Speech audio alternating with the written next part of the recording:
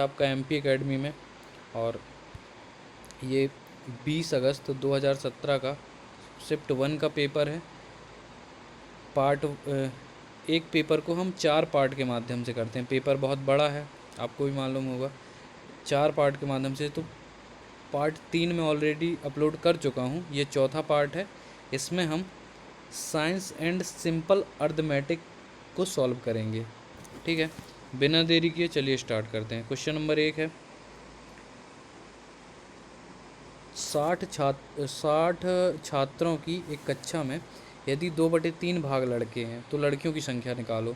तो 60 छात्रों की एक कक्षा है, इसमें से 2/3 क्या हैं, लड़के हैं, यानी कि 20×3 60 हो जाएगा, 20×2 40 लड़के हैं।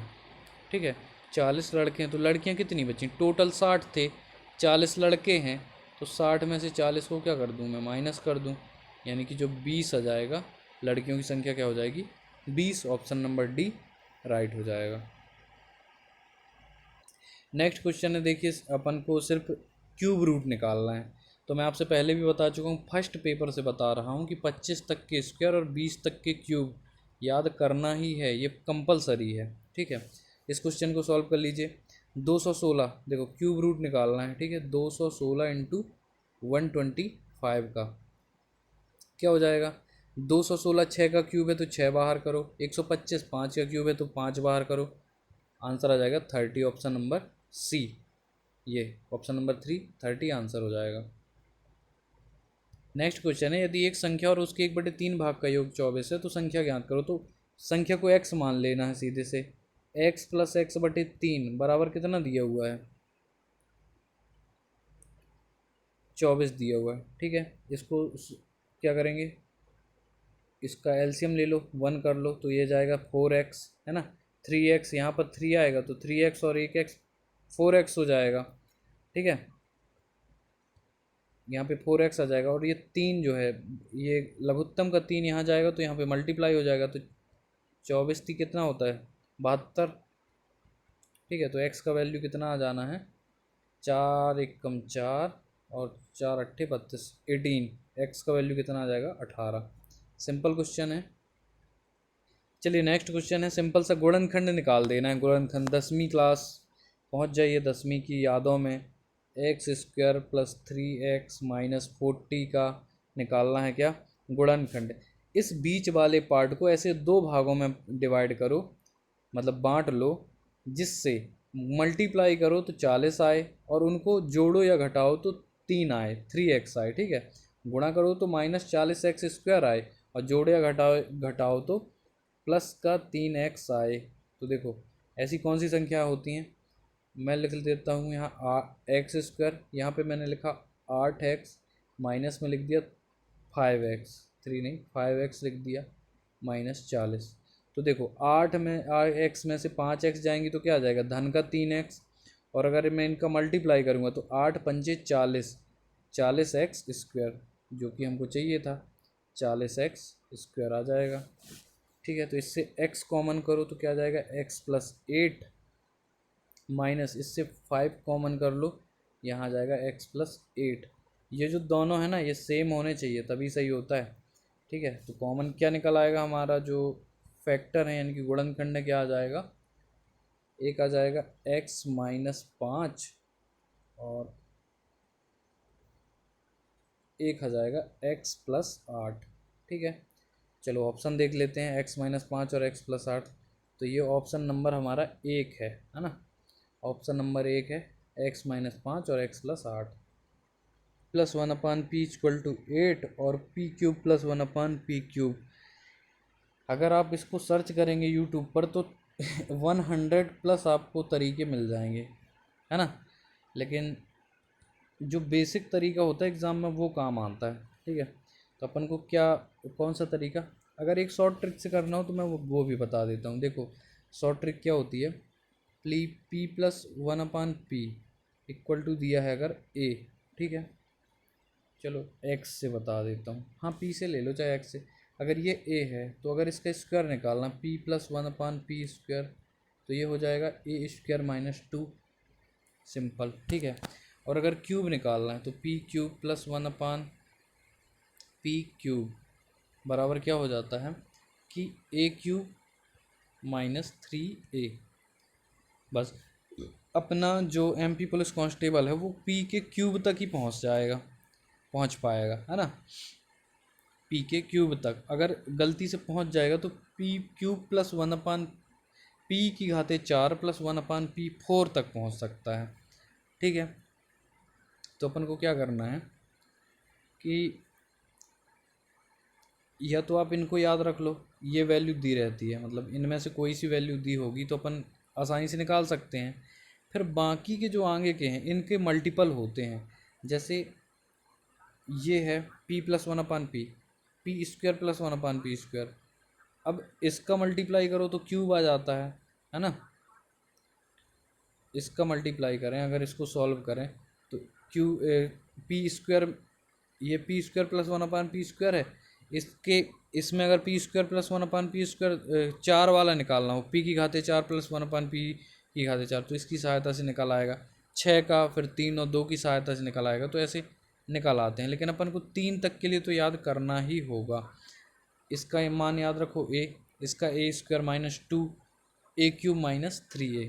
ठीक है, तो ये तो था ट्रिक। अब इसको बेसिक कैसे करते हैं, तो जैसे x प्लस 1/x बराबर दिया है a। ठीक है, तो देखो इसके दोनों पक्षों का स्क्वायर कर दो, क्या आएगा, x² plus 1x² plus 2 equal to a², है ना। तो ये जो +2 है ना, यही जाके इस तरफ -2 बन जाता है, जो कि हमारी ट्रिक में था। तो बेसिक भी पता होना चाहिए, ट्रिक भी पता होनी चाहिए। आपको जिस माध्यम से सही लगे उससे करना है। ठीक है, चलिए अपना क्वेश्चन क्या है, हमको दिया है p plus 1/p equal to 8, है ना। 8 ये a की वैल्यू दी हुई है, हमको p² नहीं p क्यूब प्लस 1/p³ निकालना है। तो इसके लिए हमने क्या याद किया है, a³ माइनस 3a। a³ मतलब 8 का क्यूब कितना होता है, 512, माइनस करो 3 इंटू a यानी कि 8 3 24, 512 में 24 घटा दो कितना आ जाएगा, 488। Option number C. सिंपल से ट्रिक से जल्दी होता है, टाइम बचता है। आंकड़े के लिए औसत ज्ञात कीजिए। तो देखिए यहाँ पर आंकड़े दिए हैं, अगर आपको सीधे सीधे दे देते 4 कि 5 15 25 35 45 के का औसत निकालो, अब जोड़ के नंबर ऑफ टन से भाग दे देते थे। लेकिन ये सीरीज वाला है, सॉरी टेबल वाला है, इसमें डाटा दिया है XI FI दिया है। जब भी इस तरह का क्वेश्चन आता है तो अपन को फार्मूला याद रखना पड़ेगा कि इसका एवरेज कैसे निकालते हैं। तो एवरेज का फार्मूला जो होता है वो मैं यहाँ पे लिख दे रहा हूँ, आप इसको याद कर लेना। एवरेज इक्वल टू होता है कितना, जो XI है, जो FI है उसको XI से गुणा करो। ठीक है, तो ये फर्स्ट टेबल के लिए हम क्या लिखते हैं, 1 1 F2 X2। इस तरह से जितने टर्म हो सबको इसी तरह से गुणा करना है। गुणा करो ऐड कर दो, मतलब कि फर्स्ट वाले टर्म का गुणा करो यहाँ लिख दो, दूसरे का एक गुणा करो यहाँ लिख दो, प्लस लगा दो, बीच में क्या लगाओ प्लस, इसका गुणा करो प्लस, इसका गुणा करो प्लस, इसका गुणा करो प्लस। और नीचे क्या करना है, जो FI के मान है उन सबको जोड़ दो, जो भी आए, मतलब कि F1 plus F2 plus F3 जितने मान हैं उनको जोड़ करके इन दोनों को भाग दे दो, जो आए वही एवरेज होता है। ठीक है, चलिए इसको सॉल्व कर लेते हैं। तो देखो XI FI इस टर्म का गुणा करो तो कितना आएगा 10, इसका 15 चौको 60, 25 सत्ते 175, 35 चौको 4 पंचे 20, 4 3 12 और 2 14, 140, 45 दिया कितना होता है, 3 5 15, 3 चौको 12 1 13, 135 होता है। ठीक है, इसको जोड़ लो 5 और 5, इस सब आंकड़ों को क्या करना है, प्लस कर देना है ना। चलो अच्छे से लिख लेते हैं, हम कर ही रहे हैं तो अच्छे से लिख सकते हैं। तो जो एवरेज हो जाएगा वो हो जाएगा 5 दूनी 10 प्लस 15 चौको 60 प्लस 25 सत्ते 175 प्लस 35 चौको 4 140, 4 पंजे 50 2 14 45 दिया कितना था 135 प्लस 135, 3 5 15, 3 चौको 12 1 13। ठीक है, बटे में क्या करना है, बटे में ध्यान रखिएगा जो एफ के मान हैं ये नीचे वाले जैसे कि 2 है, 4 है, 7, 4, 3, ये इनको जोड़ देना है। जोड़ दीजिए। 2 + 4 6, 7 6 13, 4 17 3 20। ठीक है, तो इन सबको जोड़ लो। यहाँ पे क्या आएगा देखो, कलर चेंज कर लें तो एवरेज हमारा क्या आ जाएगा, 5 दूनी 10 की शून्य, 5 5 10 की शून्य हासिल किए, 4 3 7 7 14 14 15 16 17 18 19 20 21 1 22, 22 की 2 हासिल की 2, 1 2 3 4, यहाँ पे 1 2 3, यहाँ पे तो कुछ नहीं है, टी और 2 हासिल किए तो हो जाएगा 520। बटे में क्या कर दें 20। ठीक है, इस जीरो से इस जीरो को काटो, 2 दूनी 4 और 2 छक्का 12। आंसर क्या जाएगा हमारा 26, जो कि ऑप्शन नंबर 4 राइट आंसर है। टू दी पावर, इसको लिख लेता हूँ मैं, a⁴x + 5 into a⁴2x - 1 plus, plus है या डिवाइड है, थोड़ा सा एक सेकेंड, डिवाइड है यहाँ पर। ठीक है, डिवाइड है, तो डिवाइड है a⁴x। ठीक है, तो आप रूल पढ़ा होगा आपने एक कि आधार समान हो तो क्या होता है, गुणा में घातें जुड़ जाती हैं और भाग में घातें घट जाती हैं। हमको x का मान निकालना है कि क्या होगा। इसके बराबर में 1 दिया हुआ है ना, चलो कोई बात नहीं।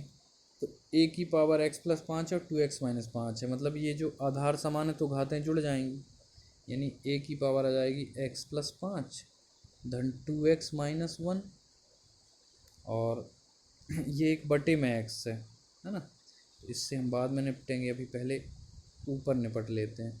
2x + x क्या हो जाएगा, a⁴3x और 5 में 1 जाएंगी तो +4, 3x + 4 बटे में ax है। अभी मैंने बताया कि अगर आधार समान हो तो भाग में घातें घट जाती हैं, यानी कि यहाँ पर 1x है, ये ऊपर जाएगा तो क्या हो जाएगा, माइनस हो जाएगा। ठीक है, इसको मैं ऊपर ले जाता हूँ तो यहाँ पर हो जाएगा -x, यानी कि 3x में से 1x घट जाएगा तो यहाँ पर क्या आ जाएगा, 2x आ जाएगा। तो सिंपल सा मैं यहाँ पे क्या लिख दूँ, सिंपल सा, एक सेकेंड क्या हो गया ये, ओहो, फटाक से करते हैं। a⁴x + 5 है इंटू a⁴2x - 1 है बटे में a⁴x है। ठीक है, इक्वल टू लिखा है 1। तो गुणा में घातें आधार समान है, गुणा में घातें जुड़नी है और ये घट जानी है। तो यहाँ पे कितना आ जाएगा, यहाँ पे आ जाएगा 3x + 4, ये x जुड़ जाएगा तो 3x हो जाएगा, और 5 में 1 जाएंगी तो 4 आ जाएगा, यानी कि 3x + 4, और एक ये x घट जाएगा तो ये आ जाएगा 2x, a⁴2x और +4 इक्वल टू 1 है। 1 की पावर में आप चाहे जो कुछ भी लिख दो, कोई दिक्कत नहीं है। 1 की पावर में मैं मान लेता हूँ क्या, इसकी पावर में मैं मान लेता हूँ कि 0। ठीक है, 1 की पावर में 0। तो पूछ रहा है कि x का मान निकालो, क्योंकि 1 की पावर में 0 क्या होता है, 1 ही होता है, तो 0 मान सकता हूँ। तो इस इक्वेशन को सॉल्व कर लेना है कि किसको, 2x + 4 = 0 को, 2x + 4 = 0, इसको सॉल्व करेंगे तो क्या आ जाएगा, 2x बराबर -4, इस 2 से इस 4 को काटो, कितना आ जाएगा 2, यानी कि x बराबर क्या आ जाएगा -2। ऑप्शन नंबर चौथा राइट आंसर हो जाएगा।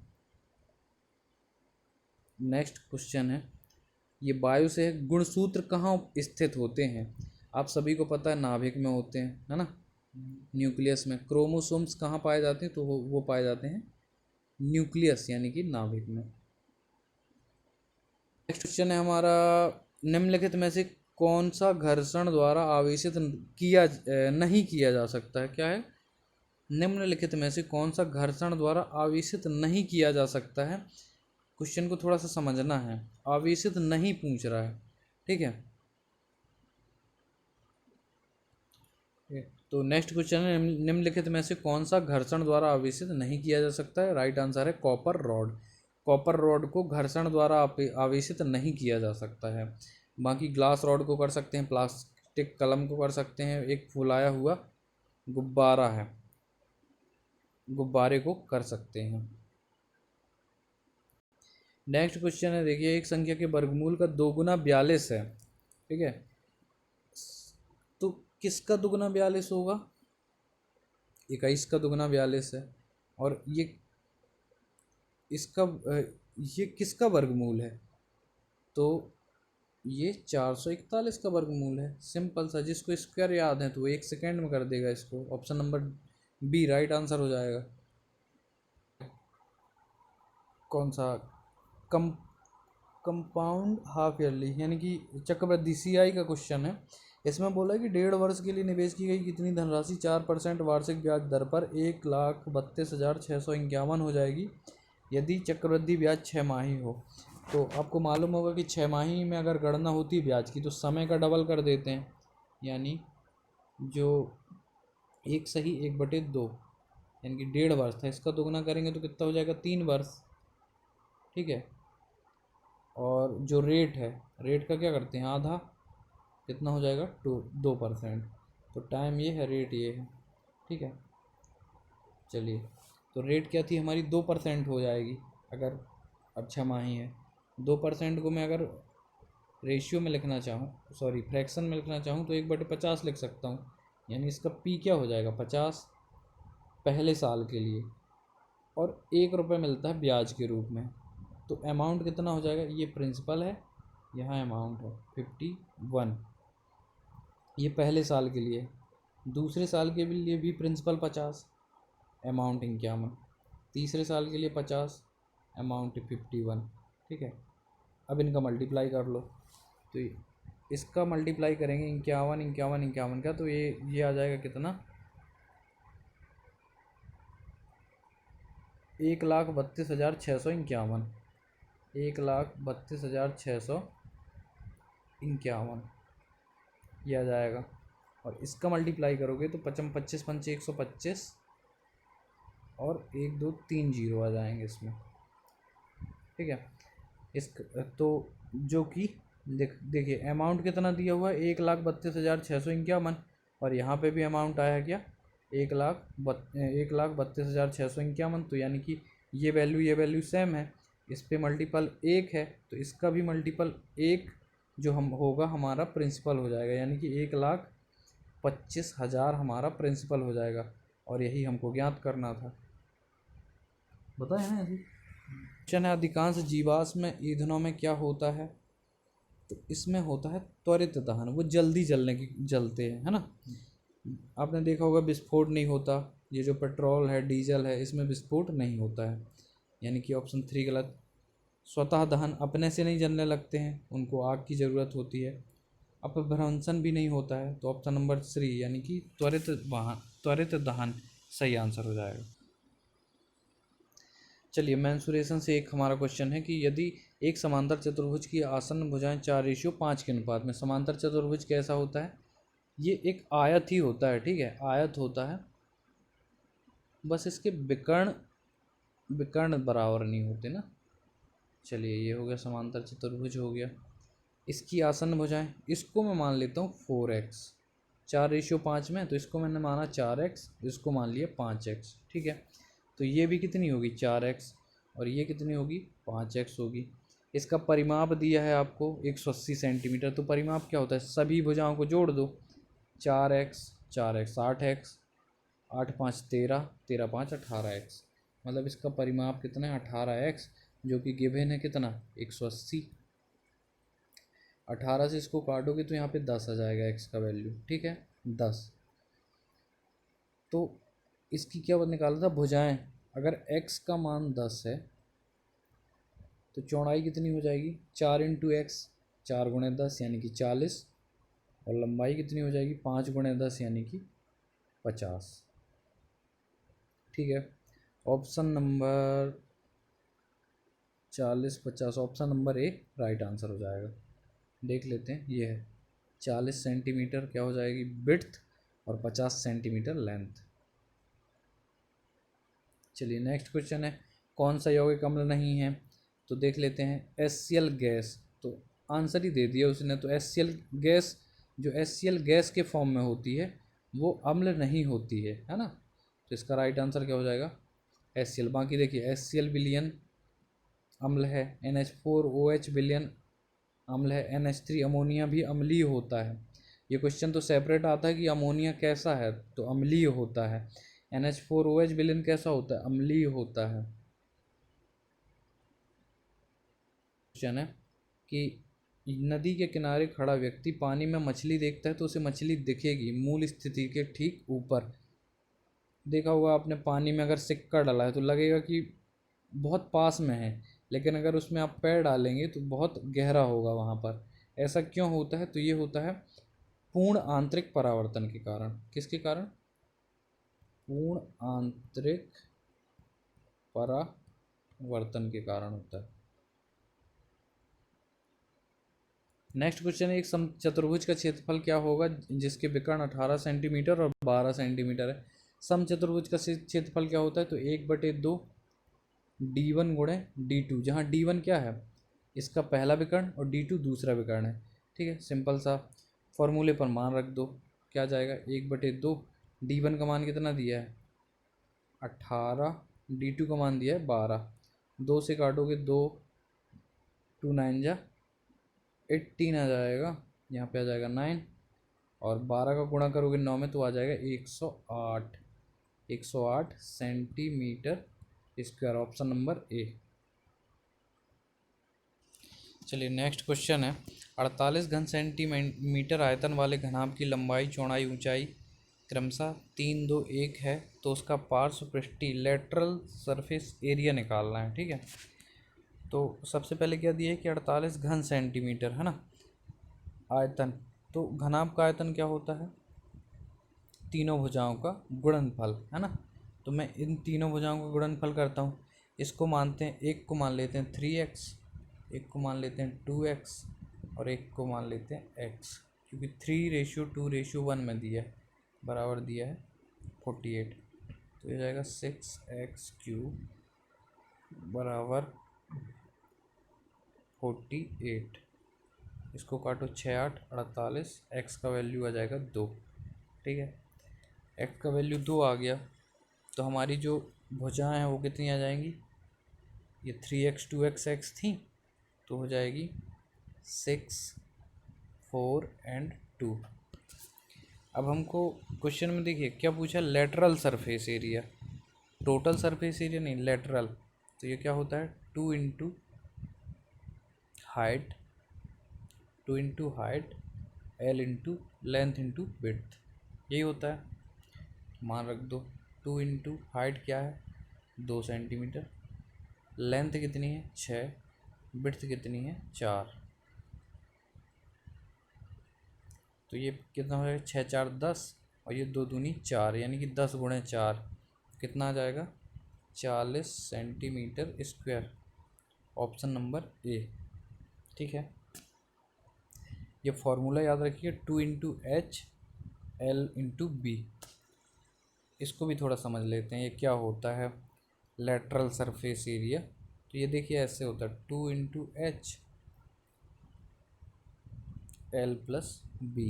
इसका मतलब ये है H और L हाइट और लेंथ, प्लस हाइट और लेंथ, प्लस विड्थ और हाइट, प्लस विड्थ और हाइट।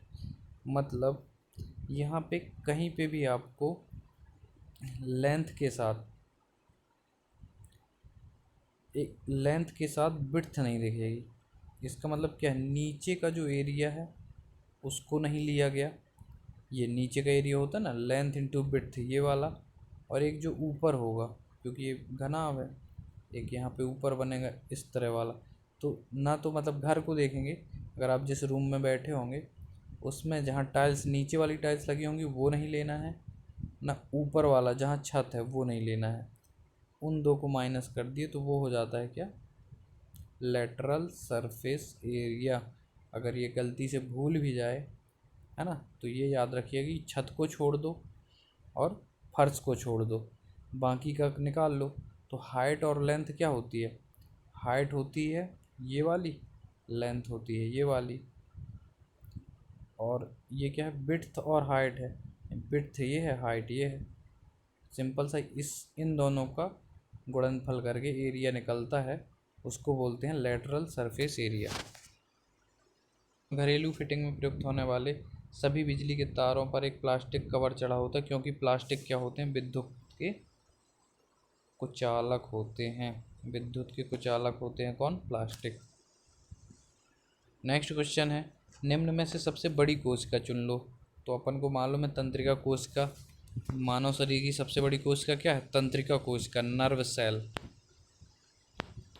निम्न में से यूकैरियोटिक कोशिका नहीं है, यूकैरियोटिक कोशिका नहीं है। देखिए, कवक की है, पशु की है, पौधे की है, लेकिन जो जीवाणु होते हैं, बैक्टीरिया, इनकी यूकैरियोटिक कोशिका नहीं होती है। यूकैरियोटिक कोशिका नहीं होती है जीवाणु की। जीवाणु एक कोशिकीय होते हैं। इनमें क्या नहीं होता है, क्या नहीं होता है, इनमें न्यूक्लियस नहीं होता है ना। इस पर क्या नहीं होता है, न्यूक्लियस नहीं होता है, यानी कि केंद्रक नहीं होता है, इसलिए इनको क्या बोलते हैं, जीवाणु को एक कोशिकीय जीव बोलते हैं। इसमें पूछा है कि यूकैरियोटिक कोशिका नहीं है पूछा है, तो जीवाणु जो है यूकैरियोटिक नहीं है, प्रोकैरियोटिक है। नेक्स्ट क्वेश्चन है, हृदय किससे बना होता है, तो पेशी ऊतक से बना होता है। सिंपल सा याद करना है इसको। तो पट्टीदार पेशी के विषय में असत्य कथन चिन्हित करें। तो ये अनैच्छिक होते हैं, जो ये पट्टीदार पेशी होती हैं ये अनैच्छिक होती हैं। को बताना है कौन सा प्राकृतिक संसाधन नहीं है। तो क्या बिजली प्राकृतिक संसाधन, बिजली मतलब वो जो आकाश में चमकती वो नहीं, इलेक्ट्रिसिटी की बात कर रहा है, तो ये प्राकृतिक संसाधन नहीं है। ऑप्शन नंबर ए सही हो गया। बाकी देखो, जल है, वायु है, मृदा है, ये सब प्राकृतिक संसाधन जो प्रकृति से हमको मिले हैं, लेकिन बिजली तो हमको बनानी पड़ती है, मानव निर्मित है, कृत्रिम है। नेक्स्ट क्वेश्चन है कि विलीन रूप में पाचित भोजन CO2 और नाइट्रोजनी व्यर्थ परिवहन का कार्य रुधिर के किसके द्वारा किया जाता है। रुधिर हमारा किस चीज़ से बनता है, तो उसमें होता है RBC, प्लाज्मा, WBC, है ना। तो इसमें पूछा है कि CO2 और नाइट्रोजनी पदार्थ के परिवहन का कार्य रुधिर का कौन सा भाग करता है, तो वो करता है प्लाज्मा। क्वेश्चन है, देखिए, यदि दो वृत्तों के क्षेत्रफल का अनुपात 49:81 है, 49:81 है, तो उनकी परिधि का अनुपात। तो देखो, जो क्षेत्रफल होता है वो क्या होता है, ये होता है πr1² πr2²। दो वृत्त है ना, इसलिए ऐसा लिए। और ये क्या होता है, 2πr/2πr परिधि, 2πr1 2πr2। इस पाई से इस पाई को काट दो, इस 2 से इस 2 को काटो, इस पाई से पाई को काट दो। r1² की वैल्यू कितनी दी है, 49, है ना। अगर इसकी वैल्यू 49 है तो हमको r1 की वैल्यू मिल जाएगी कितनी, 7। फिर r2 की वैल्यू 81 है, r2 के स्क्वायर की वैल्यू 81 है, तो r2 की वैल्यू मिल जाएगी 9। इन्हीं का रेशियो निकालना था बस, कितना आ जाएगा, 7:9। तो ध्यान रखना है, जिस सीक्वेंस में दिया है उसी सीक्वेंस में रेशियो निकालना है, क्योंकि ऑप्शन में आपको 7:9 भी मिलेगा, 9:7 भी मिलेगा। हमको चूज़ करना है 7:9। क्वेश्चन है कि यदि एक चतुर्भुज के कोण इस रेशियो पर हैं, 3:7:6:2 के अनुपात में है, तो सबसे छोटे कोण का माप क्या होगा। इसमें देख लीजिए, रेशियो में सबसे छोटा कौन है, तो ये है ये वाला, मतलब कि 2 बटे सबको जोड़ दो, 7 3 10 6 16 2 18, और चारों कोणों का योग कितना होता है, चतुर्भुज के चारों कोणों का योग होता है 360 डिग्री। तो यहाँ पे गुणा कर देंगे 360 से, 18 दूनी 36, ये 2 का 20 में गुणा करोगे कितना आ जाएगा 40 डिग्री। मतलब सबसे छोटे कोण की माप होगी 40 डिग्री।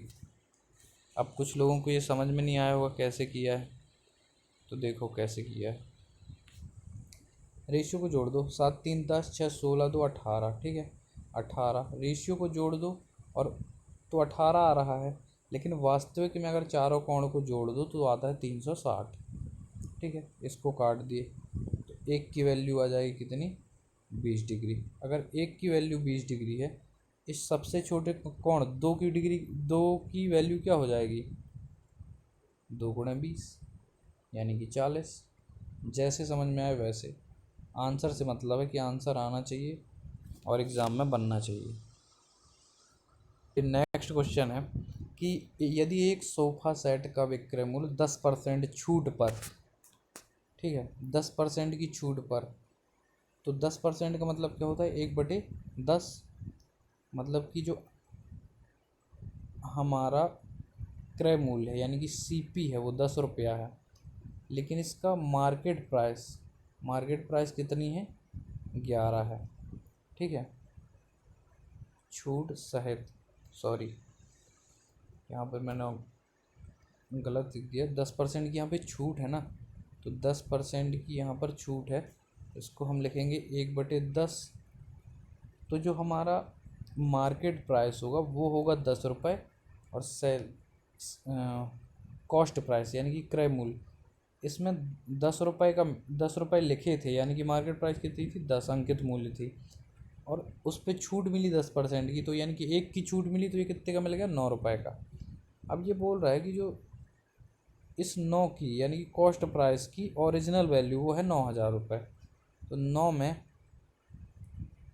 1,000 का गुणा किए होंगे तब ना 9,000 आया, 9 में 1,000 का गुणा कर दिए तो 9,000 आ गया, ठीक है। तो यहाँ पर तो इसका अंकित मूल्य यानी कि इसकी ओरिजिनल वैल्यू बतानी है, यहाँ 1,000 से मल्टीप्लाई है तो यहाँ पे भी 1,000 से मल्टीप्लाई हो जाएगा, यानी कि ये हो जाएगा 10,000। सीपी क्या हो जाएगा कॉस्ट प्राइस हो जाए सॉरी मार्क प्राइस यानी कि अंकित मूल्य हो जाएगा 10,000 रुपये, ऑप्शन नंबर डी।